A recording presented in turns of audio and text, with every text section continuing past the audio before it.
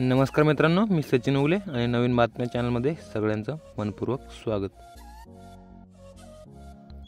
पीक विमा सर्वेक्षणासाठी पैशाची मागणी बोलथाप देऊन शेतकऱ्यांची लुबाडणूक।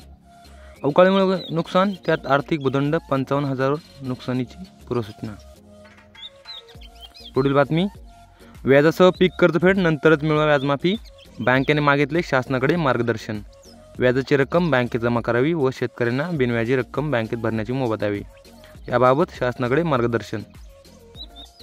पुढील बातमी बघूयात। पीक विमा 1 रुपयात अन मजुरीसाठी 400 खर्च विमा प्रतिनिधींकडून शेतकऱ्यांची लूटमार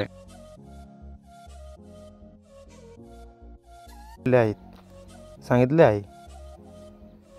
जिल्ह्यातील 20,566 शेतकऱ्यांना अवकाळीचा फटका बसलेला आहे। राज्य शासनाकडे पाठवण्यात येणार 24 कोटींच्या मदतीचा प्रस्ताव।